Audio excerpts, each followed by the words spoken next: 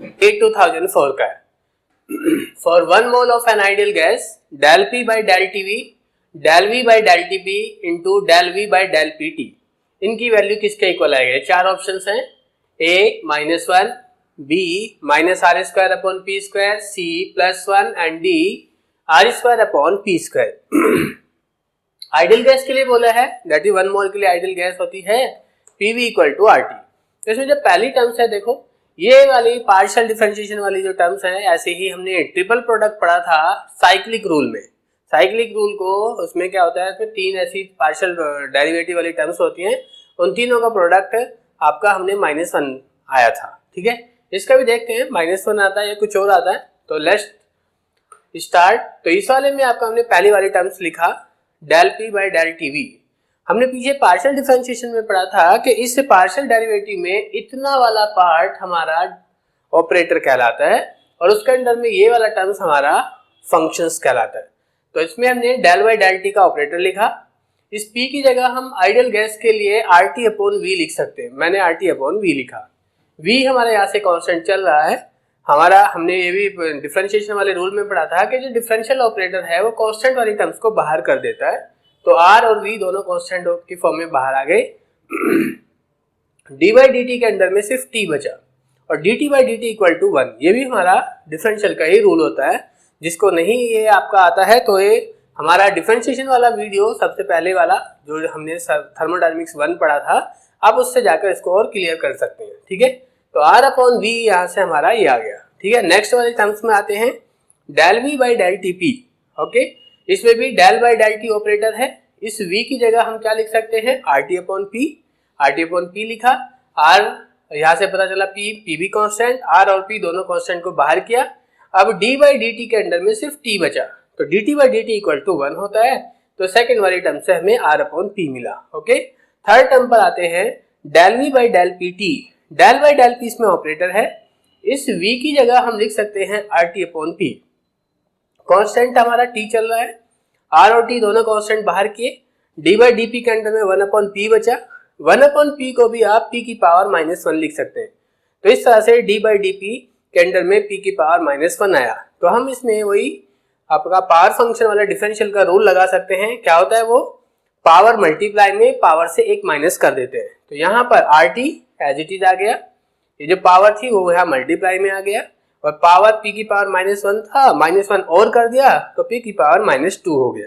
तो minus are T P की power -2 और p की पावर -2 को हम 1 अपॉन पी स्क्वायर लिख सकते हैं। ओके, अब इन तीनों वैल्यूज को जो हमने निकाला है उनकी वैल्यूज को हम इस यहाँ जिसका हमको वैल्यू निकालना था ये इसमें रख देते हैं। ओके, तो पहले का आया था हमारा आर अपॉन वी, सेकेंड का आया हमारा आर अपॉन पी, थर्ड ये था, इसका वैल्यू आया था -RT upon P square. Minus के साइन को हमने बाहर किया, r इंटू आर को आर स्क्वायर की फॉर्म में लिखा इंटू आर टी, नीचे पीवी है। आइडियल गैस के लिए PV equal to R T होता है, तो मैंने इस पीवी की जगह भी आर टी कर दिया। अब इस आर टी से आर टी कैंसिल हो गया, माइनस के R square upon P square, तो हमारा ऑप्शन हमारा बी आ गया। ओके, नेक्स्ट एक और क्वेश्चन है, ये भी हमारा गेट में पूछा गया है। Del P by del T V into del V by del T P into del P by del V T. Okay, इसके चार ऑप्शंस हैं, A -r square upon P square, B -1, C v upon T and D -r square upon V square.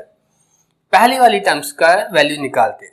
Del P by del T V, इसमें del by del T operator है और इस p की जगह हम ideal gas से लिख सकते हैं p equal to R T upon V. Constant हमारा v है, ये लगाया, r और v दोनों कांस्टेंट है, कांस्टेंट को बाहर किया, d बाई डी टी के अंदर में सिर्फ t बच गया, dt by D T equal to 1 होता है, वैल्यू मिला हमको r upon V. Okay, next second वाली टर्म्स पर आते हैं। इस पर del v by del T P, del by del T इसमें ऑपरेटर है, इस v की जगह हम लिख सकते हैं आर टी अपॉन पी, बाहर कांस्टेंट p चल रहा है, r और p दोनों कांस्टेंट है, बाहर किया r अपॉन पी की फॉर्म में, और d बाई डी टी के अंदर में सिर्फ t बचा, dt by D T equal to 1, यहाँ से मिल गया हमको r upon P. Third terms है हमारा del p by del v at constant t। Okay, operator इसमें डेल बाई डेल v, इस p की जगह हमने किया R T upon V, constant हमारा यहाँ से चल रहा है t, आर और टी दोनों कांस्टेंट बाहर किए, डी बाई डी वी के अंडर में 1/v बचा। 1/v को भी आप v की पावर -1 लिख सकते हैं। ओके, तो यहाँ पर हमने डी बाई डी वी के अंडर में v की पावर -1 किया। अब अपना वही पावर फंक्शन वाला डिफरेंशियल का रूल लगाते हैं। उसके अकॉर्डिंग क्या होता है, del P by del V T की वैल्यू निकाले थे हम, आर टी ए हुआ, पावर ये जो था वो मल्टीप्लाई में आ गया, पावर से एक माइनस, v की पावर -1 पहले था, -1 और कर दिया, v की पावर -2 हो गया। ये बन गया हमारा -1 की मल्टीप्लाई के साथ होकर माइनस के R T V raise to the power -2। Okay, इसको हम v की पावर -2 को 1/v² भी लिख सकते हैं। तो इससे ये वाला टर्म्स बन गया हमारा -RT/v²। सब्स्टिट्यूटिंग दीज वैल्यूज, इन तीनों वैल्यूज को जो हमने निकाला है उसको इंस में रख देते हैं, जिसका वैल्यू हमको निकालना था। पहली टर्म का वैल्यू R/v आया था, सेकेंड टर्म का हमने भी निकाला R/p आया, थर्ड टर्म का माइनस के RT/v² आया। ओके, माइनस के साइन को बाहर किया, r इंटू आर को r² की फॉर्म में लिखा, इंटू आर टी, नीचे है पीवी। पीवी को आइडियल गैस के लिए हम PV equals to R T ये भी लिख सकते हैं, तो मैंने इस पीवी की जगह आर टी किया और v² को v² की फॉर्म में रखा। ओके, आर टी से आर टी कैंसिल हो गया, माइनस के r²/v²। इस तरह से हमारा ये डी ऑप्शन हो गया। ओके, तो लेट्स स्टार्ट। आइए, हमने एक क्वेश्चन लिखा है, for a system of constant composition the pressure is given by. तो ये आपके कुछ 4 ऑप्शंस दिए गए हैं। अब हम इससे, हमने पीछे जब हमने थर्मोडायनेमिक स्क्वायर वाले लेक्चर देखा था, हमने कहा था कि हम जो भी ये वेरिएबल्स पी वी टी अगर हमको ये लाना होता है तो हमें थर्मोडायनेमिक रिलेशंस का यूज करना होता है, उससे ही हम डिफरेंट टर्म्स की हेल्प लेकर तब हम वो प्रॉपर्टी ऑब्टेन कर सकते हैं। तो इसके लिए देखो यहाँ पर दिया है du, तो हमें du वाला रिलेशन लिखना है। ये थर्मोडायनेमिक स्क्वायर है, अगर इसको किसी में डाउट है तो हमें थर्मोडायनेमिक स्क्वायर वाला लेक्चर देखे, वो है थर्मोडायनेमिक 3, थर्मोडायनेमिक स्क्वायर इन थर्मोडायनेमिक्स। ओके, तो ये वाला आपका रिलेशन से हम du वाला रिलेशन कैसे आया, ये वाला रिलेशन आपको उस लेक्चर से क्लियर हो जाएगा। इससे du का रिलेशन आता है TdS - PdV।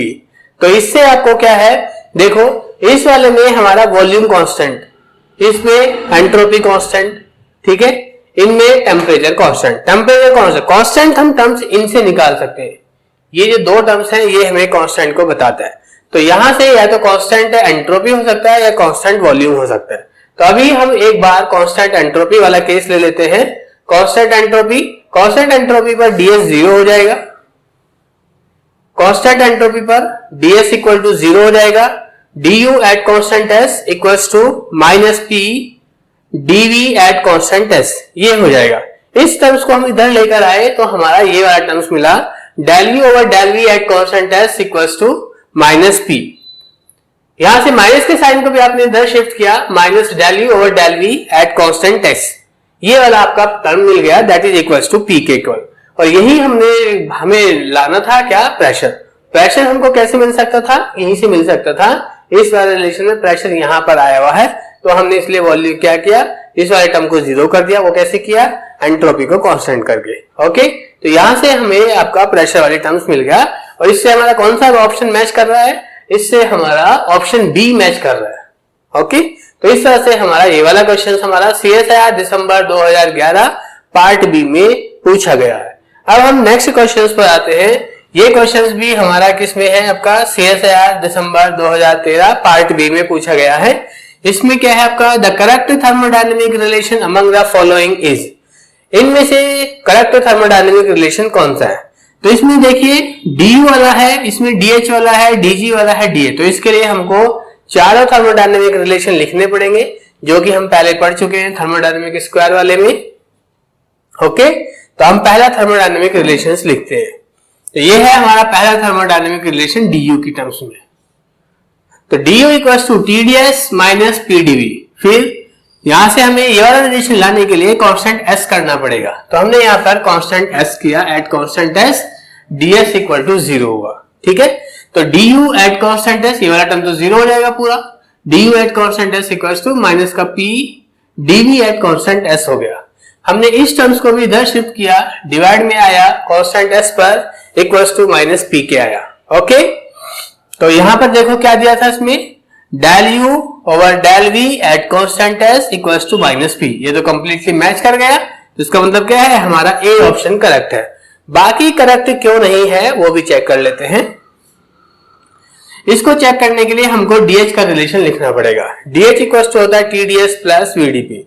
यहां से पता चला कांस्टेंट एंट्रोपी को कांस्टेंट एंट्रोपी करेंगे तो ये वाला टर्म हमारा जीरो हो जाएगा। कांस्टेंट एस पर डीएच जीरो होता है, जीरो इंटू दिस वन पूरा जीरो हो जाएगा। DH at constant S equals to V dP at constant S हो गया। यहां से इस वाले टर्म्स को आप इधर नीचे ले आते हैं, del H over del P at constant S equals to V के इक्वल आ गया। ठीक है, अब आते हैं हम डीजी और डीए पर। डीजी वाला रिलेशन हमने लिखा वीडीपी, वहां से डीजी इक्वल्स टू होता है वीडीपी माइनस एचडीटी। तो वीडीपी डीजी के लिए हमको कांस्टेंट एस करना पड़ेगा। यहां से कांस्टेंट या तो पी हो सकता है या टी हो सकता है, तो इसलिए हमारा ये वाला रिलेशन तो नहीं आएगा। तो ये वाला हमारा भी आया, देखो डीएच वाला रिलेशन कांस्टेंट एस पर हमारा वी के बराबर आया है, या कि माइनस पी के, तो ये वाला भी गलत हो गया, ये भी गलत हो गया। अब आते हैं डीए वाले पर। डीए इक्वल्स टू माइनस का पीडीवी माइनस के एचडीटी होता है। ठीक है, तो यहां से आप कांस्टेंट एस नहीं कर सकते, या तो कांस्टेंट वी कर सकते हैं या कांस्टेंट टी कर सकते हैं, तो इसलिए हमारा ये वाला रिलेशन भी नहीं आएगा। तो इस तरह से हमारा ऑप्शन ए हो गया। ओके, तो ये अभी हमारा एक हमारे असाइनमेंट का क्वेश्चन नंबर 4 है, जो कि गेट 2010 में पूछा गया था। इसके अकॉर्डिंग क्या है, for an ideal gas. Ideal gas हमारा, उसके लिए हमने इक्वेशन पढ़ा है पीवी इक्वल्स टू आरटी होता है, और ये कुछ ऐसा लग रहा है जैसे हमने साइक्लिक रूल में पढ़ा था। साइक्लिक रूल में आपके तीन पार्शियल डेरिवेटिव वाली टर्म्स थी, जिनका हमने प्रोडक्ट पढ़ा था, वो आपका इक्वल टू किसके आया था, -1 के। वैसे तो देखकर ही हम डायरेक्ट कि हमें साइक्लिक रूल के जैसा लग रहा है, और तो उसका -1 होगा या नहीं होगा, तो डायरेक्ट एकदम से जल्दीबाजी ना करें, तो पहले आप इंडिविजुअल टर्म्स की वैल्यूज को निकालिए, कहीं ऐसा ना हो कुछ और वैल्यूज आ जाए। ओके, तो अब पहले वाले इसमें जो तीनों टर्म्स में जो 4 ऑप्शंस दिए हैं, इसमें उनमें 3 आपकी अलग अलग टर्म्स है, वो तीनों सेम है यहाँ पर। तो पहले एक टर्म्स का वैल्यू निकाल लिया हमने, del P by del T at constant V, जो कि पार्शियल डेरिवेटिव वाली टर्म्स है। इसमें डेल बाई डेल टी हमारा ऑपरेटर होता है, तो मैंने इसको यहाँ लिख दिया। आर टी अपॉन वी, इस पी की जगह हम आर टी अपॉन वी लिख सकते हैं, क्योंकि हमें पता है P V equals to R T होता है, P V equals to R T. तो ये आपका वी की जगह, पी की जगह आप आर टी अपॉन वी लिख सकते हैं। आर और वी हमारा ये कांस्टेंट है, आर हमें पहले से पता है कांस्टेंट है, वी हमको यहाँ से पता चला कांस्टेंट है। जो डिफरेंशियल ऑपरेटर है वो कांस्टेंट वाली टर्म्स को बाहर कर देता है, तो इस तरह से ये आर अपॉन वी तो हमारा बाहर हुआ। ओके, और हमारे पास डी बाई डी टी के अंदर में टी बचा। ये हमने डिफरेंशिएशन वाले रूल में पढ़ा था कि D T by D T equals to 1, D X by D X equal to 1, D V by D V equal to 1, ये होता है। तो इसकी जगह हमारा 1 आ जाएगा और आर अपॉन वी। अगर इसमें कोई डाउट है कि कैसे ये आया, तो आप इसको एक बार हमारा डिफरेंशिएशन वाला लेक्चर देखिए, उसमें हमने ये पूरा कवर किया हुआ है। ओके, तो इस वाले में ये जितने भी हम प्रॉब्लम्स डिस्कस करेंगे, वो अभी तक के जितने भी हमारे थर्मोडायनामिक्स के लेक्चर्स हुए हैं, ये सब उन्हीं के ऊपर बेस्ड है। तो अगर आपने वो अभी तक वो लेक्चर्स नहीं देखे हैं, तो प्लीज पहले उन लेक्चर्स को देखिए, तभी ये वाले क्वेश्चंस आपके तभी हो पाएंगे। ओके, अब आते हैं सेकंड टर्म्स पर। सेकंड टर्म्स है del T by del V at constant P. इसमें del by del V operator है, टी की जगह हम पी वी अपॉन आर लिख सकते हैं। पी आर हमें पहले से पता है कांस्टेंट, पी हमको यहाँ से पता चला कांस्टेंट, दोनों कांस्टेंट को बाहर किया और डीवी बाई डीवी बचा। डीवी बाई डीवी का वैल्यू हमारा 1 होता है, तो इसकी जगह तो 1 आ जाएगा और सिर्फ हमारा पी अपॉन आर आएगा।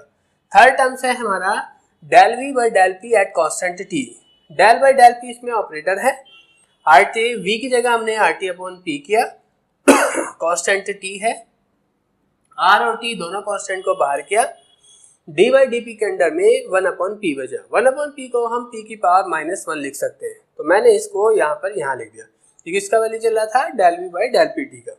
तो हमारा रूल क्या है, ये पावर फंक्शन की फॉर्म में आ गया। रूल है पावर फंक्शन का, पावर फंक्शन के डिफरेंशियल का रूल है आपका पावर मल्टीप्लाई में और पावर से एक माइनस हो जाता है। तो -1 पहले था, -1 और कर दिया तो -1 से -2 आ गया, -1 की मल्टीप्लाई के साथ कर दिया तो माइनस के R T P raise to the power -2 हुआ, जिससे ये हमारा आर टी अपॉन पी की पावर -2 को हम 1 अपॉन पी स्क्वायर भी लिख सकते हैं। इस तरह से ये वाला वैल्यू हमारा -R T upon P square है। अब हम जो ये हमारे पास 3 टर्म्स थी, अब हमने तीनों की वैल्यूज निकाल लिया है। तो पहली टर्म थी del P by del T, उसकी वैल्यू निकाला R upon V. Second term थी del T by del V P, उसकी वैल्यू निकाला P upon R. Third term का वैल्यू निकाला माइनस के R T upon P square. तीनों की मल्टीप्लाई करके यहाँ लिख दिया। अब यहाँ से देखिए, एक पी से ये एक पी कैंसिल हो जाएगा, एक आर से एक आर भी कैंसिल हो गया, ऊपर से माइनस के आर टी बचा, नीचे से P into V, P V बचा। और पी वी आइडियल गैस के लिए इक्वल टू आर क्या होता है, P V equals to R T होता है, तो मैंने उसको आर टी की जगह रख दिया। तो इस तरह से हमारा R T upon R T minus के साइन के साथ माइनस के बनाया। तो हमारा जो ऑप्शन है बी ऑप्शन हमारा यही है, del P by del T into del T by del V by del P T equals to -1। तो इस तरह से हमारा ये वाला क्वेश्चन हमारा कवर हुआ। ओके, अब हम आते हैं इस क्वेश्चन पर। The correct thermodynamic relation among the following is, option A है del U over del V at constant S equals to minus P, option B है del H by del V at constant S equals to minus P, option C del G over del V at constant S equals to minus P, and option D है del A over del V at constant S equals to minus S. ये पूछा गया है question CSIR दिसंबर 2013 part B में। Okay, अब हम इसके solutions पर आते हैं। पहला ऑप्शन लाने के लिए हमको क्या करना पड़ेगा, पहला ऑप्शन लाने के लिए हमको DU वाला थर्मोडायनेमिक रिलेशन लिखना पड़ेगा, जो कि हम मैक्सवेल स्क्वायर से निकालते हैं। मैक्सवेल स्क्वायर को हम पीछे अपने पुराने लेक्चर्स में हम इसको डिस्कस कर चुके हैं। अगर आपने अभी तक हमारा वो लेक्चर नहीं देखा है तो एक बार उसको जरूर देखें, उसके बाद ये आपको बहुत ज्यादा क्लियर हो जाएगा। ओके, कभी इसमें DU वाला रिलेशन लिखने के लिए हम क्या करते थे, उसमें हमने बताया था कि हम उसको DS और DV के बीच में रखते हैं, फिर DS से एरो दूर जा रहा है प्लस का साइन लगाते हैं, जिसकी ओर जा रहा है उसकी मल्टीप्लाई करते हैं। ठीक है, ऐसे ही दूसरा DV से भी एरो उसकी ओर आ रहा है, माइनस का साइन लगाते हैं, कहां से आ रहा है, P से आ रहा है। तो ये आपका हम इस तरह से थर्मोडायनेमिक रिलेशन होता है DU वाला। इस वाले रिलेशन में यहाँ से पता चलता है हमको कांस्टेंट क्या है। कांस्टेंट इसमें S है, तो हमने कांस्टेंट S किया, एट कांस्टेंट S पर DS इक्वल टू 0 आएगा, DS 0 आएगा तो ये पूरा टर्म 0 हो जाएगा, और क्या बचेगा हमारे पास, del U over at constant S equals to minus का P del V at constant S बन जाएगा। अब इसके बाद यहाँ आते हैं इस पे, इस डेल V वाले टर्म्स को भी हम इधर शिफ्ट कर देते हैं, del U over del V at constant S equals to minus P हो गया। तो इस तरह से हमारा पहला ऑप्शन से करेक्टली मैच कर गया, तो इसलिए इसका ऑप्शन ए है। बाकी बी सी डी वाले ऑप्शंस क्यों नहीं होंगे उसको भी देख लेते हैं। ठीक है, DH वाला रिलेशन लिखा हमने, इसके बाद DH equals to TDS plus VDP होता है। ये भी हम थर्मोडायनेमिक स्क्वायर वाले लेक्चर में कर चुके हैं। एट इस वाले में लाने के लिए हमको कांस्टेंट S करना पड़ेगा। एट कांस्टेंट S पर ये वाला टर्म पूरा 0 हो जाएगा, ये टर्म 0 हो जाएगा, तो del H at constant S equals to V del P at constant S बन जाएगा। इस टर्म्स को भी इधर लेकर आते हैं, del H over del P at constant S equals to plus V आएगा, जबकि यहाँ पर ऑप्शंस में माइनस P दिया है, तो इसलिए ये तो आपका करेक्ट नहीं है। ठीक है, तीसरे वाला थर्ड वाला रिलेशन है हमारा del G over del V at constant S। इसको देखने के लिए हमको डेल G वाला रिलेशन लिखना पड़ेगा, जो कि होता है del G equals to VDP minus SDT। Okay, तो डेल G हम कांस्टेंट क्या क्या कर सकते हैं, या तो P को कांस्टेंट कर सकते हैं यहाँ से, या कांस्टेंट T को कर सकते हैं, जबकि इसमें डेल G वाले रिलेशन में S कांस्टेंट बोला है, तो इसलिए ये वाला ऑप्शन तो नहीं हो सकता है। दूसरा DA वाले में भी DA का रिलेशन लिखा हमने, माइनस का PdV माइनस का SDT। यहां से भी हमारा कांस्टेंट या तो V हो सकता है या कांस्टेंट हमारा T हो सकता है, जबकि यहाँ पर कांस्टेंट S से लाना है, तो जो कि पॉसिबल नहीं है, तो इसलिए हमारा ना तो ये वाला ऑप्शन होगा, ना ये होगा, ना ही C वाला। B C D में से कोई ऑप्शन नहीं होगा, ऑप्शन ए हमारा करेक्ट है। तो इस वाले क्वेश्चन का तो आंसर आया हमारा ऑप्शन ए। अब आते हैं नेक्स्ट क्वेश्चन पर। Match the following, match the list 1 Maxwell relation with list 2 thermodynamic relation and select the correct answer using the codes given below। List 1 में ये दिए हैं हमको, लिस्ट 2 में ये दिए हैं, अब हमें इनको मैच कराना है।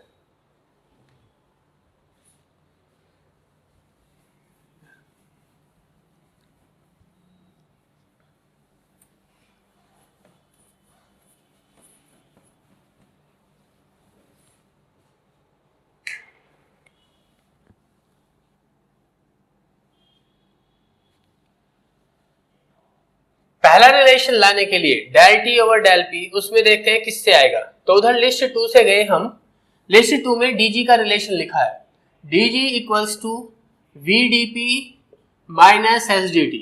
इसकी हेल्प से हम थर्मोडायनेमिक मैक्सवेल रिलेशन ला सकते हैं।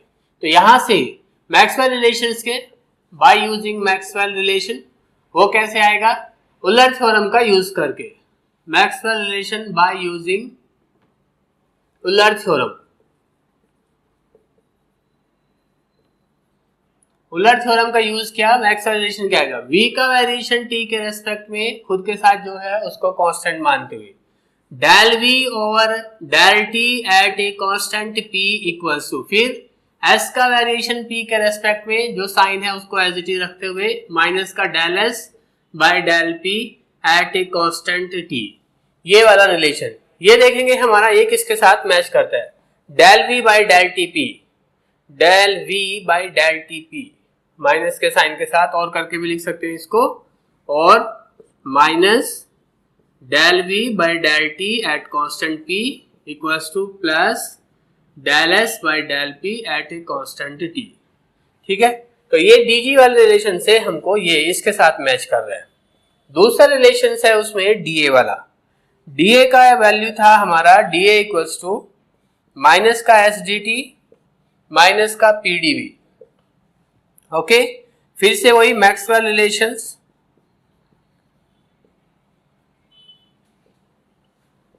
By using Wular theorem.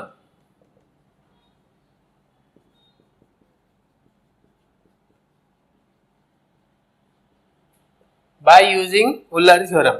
अब इसका मैक्सवेल रिलेशंस पर आते हैं उलर थ्योरम का यूज करके। Maxwell relation by using Wular theorem. S का वेरिएशन v के रेस्पेक्ट में खुद के साथ जो है उसको कांस्टेंट मानते हुए, इस p का वेरिएशन t के रेस्पेक्ट में खुद के साथ जो है उसको कांस्टेंट मानते हैं। तो यहां से हमारा ये बन जाएगा, यहां से देखिए माइनस के साइन के साथ, del s by del v at a constant t equals to minus के साइन के साथ del p by del t at a constant v। ये आ गया हमारा इसका उलर थ्योरम का यूज करके। ठीक है, और करके आप इसको ऐसे भी लिख सकते हैं, दोनों साइन को क्या कैंसिल कर दीजिए, तो यहां से मिल जाएगा हमारा del s by del v at constant t del p by del t at a constant v। ये मैच कर गया हमारा। ठीक है, dA वाला रिलेशन था हमारा कौन सा? ये था हमारा नंबर 2 और ये था हमारा नंबर 1। और ये वाला जो हमने क्वेश्चन अभी लिखा था उससे क्वेश्चन से del v by del t at constant p del s by del p at a constant t, ये वाला था हमारा b, और ये वाला आया था हमारा del s by del v at constant t minus के साइन के साथ। ये था हमारा d ऑप्शंस, और क्वेश्चन ये था 2।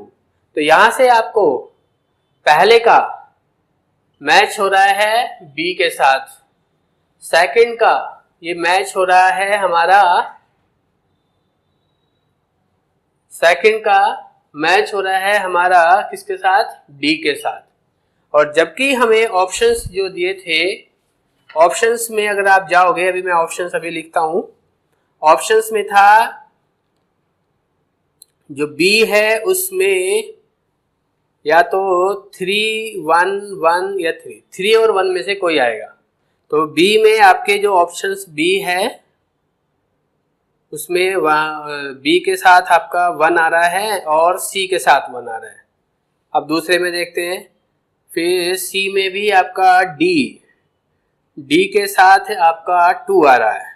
तो इस तरह से हमारा यहाँ पर ऑप्शंस b हमारा करेक्ट हुआ, ऑप्शंस b। अभी मैं आपको बाकी के C और D पर भी आप आ सकते थे, उसको अभी मैं लिखता हूं। ठीक है, एग्जैक्ट ऑप्शंस क्या थे हमारे, उनको हम चेक कर लेते हैं।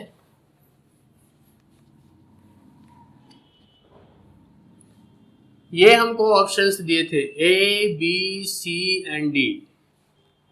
यहां से पहला ऑप्शन था 1, 3, 4, 2। ठीक है, दूसरा ऑप्शन था 3, 1, 4, 2। सी ऑप्शन था 3, 1, 2, 4। और डी ऑप्शन था हमारा 1, 3, 2 एंड 4। यहाँ से आप देख रहे हैं हमने 2 को निकाला, बाकी अभी वैसे तो थर्ड एंड फोर्थ भी थे हमारे रिलेशन, हमने उसको नहीं किया क्योंकि यहाँ पर हमारे ऑप्शन से 2 से ही आ जा रहे हैं। आगे का आपको करने की वैसे जरूरत नहीं है, और करना चाहते हो तो कर भी सकते हो, ठीक है। क्योंकि देखिए बी में 1 1 किसके साथ आ रहा है, बी में आ रहा है या सी में आ रहा है, बी के साथ 1। डी में आपका 2 आ रहा है, तो डी में आपका 2 सिर्फ बी में आ रहा है, तो ऑप्शन हमारा बी हुआ। तो इस तरह से हमारा जो आपका था ये करेक्ट ऑप्शन हमारा बी आया। ओके, तब हम आते हैं इस क्वेश्चंस पर। Indicate which of the following relation is not correct. Option A दिया है minus del T by del V at constant S equal to del P by del S at constant V. B option में दिया है minus del T by del P at constant S equal to del V by del S at constant P. C option में दिया है minus del S by del V at constant T equal to minus del P by del T at constant V. और D option दिया है minus del S by del P at constant T equals to del V by del T at a constant P.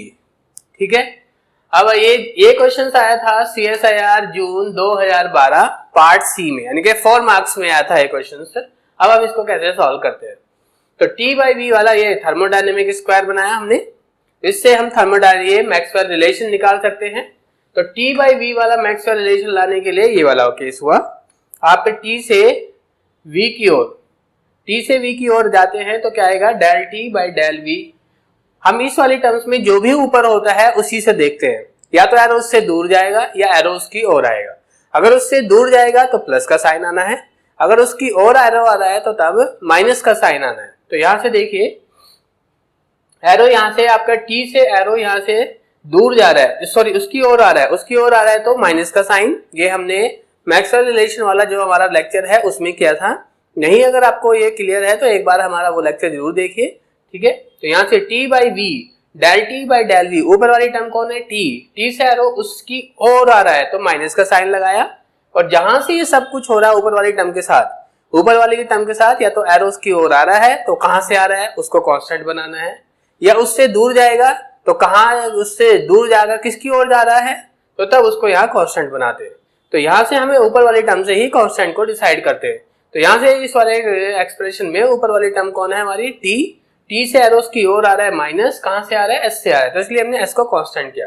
अब हम इसके just opposite side जाते हैं, इसके just opposite side कौन सी है पी बाई एस वाली, तो del P by del S, इसमें भी ऊपर वाली टर्म कौन है पी, पी से एरो उससे दूर जा रहा है तो प्लस का साइन आएगा। यहाँ पर प्लस का साइन को चाहे लिखो या ना लिखो एक ही बात है, ठीक है। और किसकी ओर जा रहा है वी की ओर एट कांस्टेंट वी, और ये वाला रिलेशन हमारा इसके साथ एग्जैक्टली मैच कर रहा है। तो इसका मीनिंग क्या हुआ, ये करेक्ट है। और हमको क्या बता रहा था नॉट करेक्ट, यहाँ पे लिखा है नॉट करेक्ट, तो प्लीज नॉट पर थोड़ा अच्छे से ध्यान दीजिए। दूसरे वाले ऑप्शंस में आते हैं हम, ये दिया है आपका del T by del P, ये वाला देखिए जी ऑप्शन, ये वाला आपका हमको चेक करना है कि सही है नहीं है। तो इसमें क्या है T by P, T by P का रिलेशन कैसे आ सकता है, ऐसे आ सकता है टी बाई पी, तो del T by del P, del T by del P, इस वाले एक्सप्रेशन में हमारा ऊपर वाली टर्म टी है, टी से एरो क्या हो रहा है उसकी ओर आ रहा है तो माइनस का साइन लगाया, कहां से आ रहा है एस से आ रहा है, इसके जस्ट अपोजिट साइड जाते हैं v बाई एस पर आ जाएंगे तो del v by del S, del v by del S, इसमें एक्सप्रेशन में ऊपर वाली टर्म कौन है v, v से एरो उसकी ओर आ रहा है तो माइनस का साइन फिर लगाया, कहां से आ रहा है p से आ रहा है एट कांस्टेंट p किया। ओके, तो इस तरह से आप या तो इसको एज इट इज लिख सकते हैं या माइनस के साइन से माइनस के साइन को कैंसिल भी कर सकते हैं। पर यहाँ पर हमारी जो टर्म्स आ रही है बी ऑप्शंस में वो क्या है आपका, किसी एक में माइनस का साइन है दूसरे में माइनस का साइन नहीं है, तो इसलिए क्या हमारा बी ऑप्शन करेक्ट नहीं है।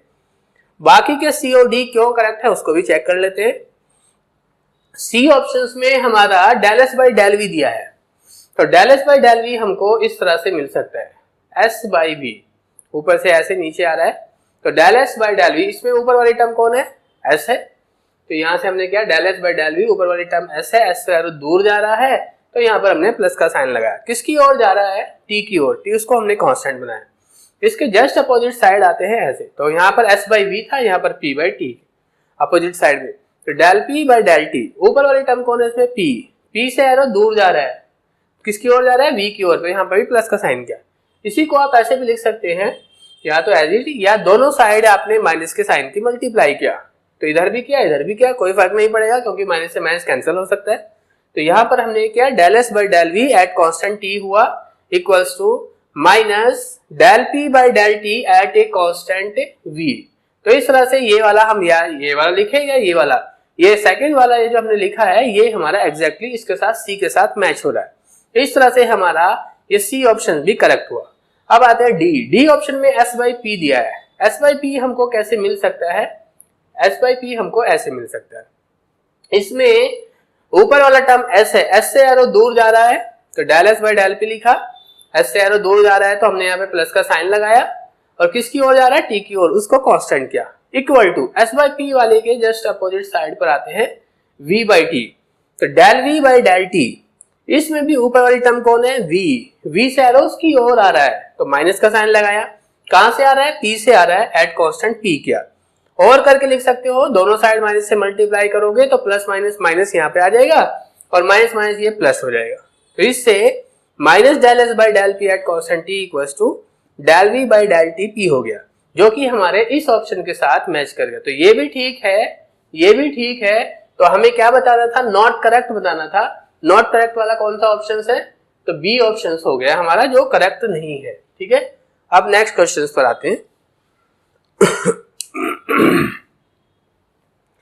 The Maxwell relationship derived from the equation dg equals to vdp minus sdt is, इसके हमारे ये चार ऑप्शंस दिए हैं। ए ऑप्शन दिया है del V by del T P equals to del P by del S at constant V. B option दिया है del P by del V at constant T equals to del T by del S at constant P. C option दिया है del V by del T P equals to minus del S by del P at constant T. D option में दिया है del P by del V at constant T equals to del T by del S at constant P.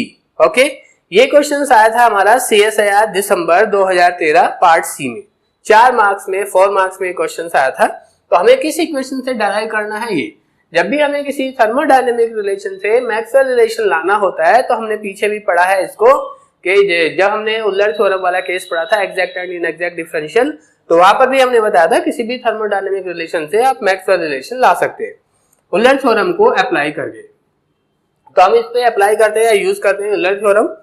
उल्लर theorem में क्या है, इसका variation इसके दूसरे वाले के जो साथ चेंज आ रखा है उसके रेस्पेक्ट में देखते हैं, खुद के साथ जो चेंज आ रखा है डीपी उसको कांस्टेंट मानते हैं। ठीक है, तो यहां से बन जाएगा del V by del T, उसके खुद के साथ कौन है, P, P constant equal to del S, ये वाला जो टर्म्स है माइनस का साइन था इसके साथ तो माइनस साइन लगा दिया एज इट इज, एस का वेरिएशन इसके दूसरे वाले के रेस्पेक्ट में देखते हैं, पी के रेस्पेक्ट में del S by del P, खुद के साथ है टी, टी को कांस्टेंट मानते हुए तो इसके साथ, तो ये वाला del V by del T P equals to minus del S by del P at constant T हो गया।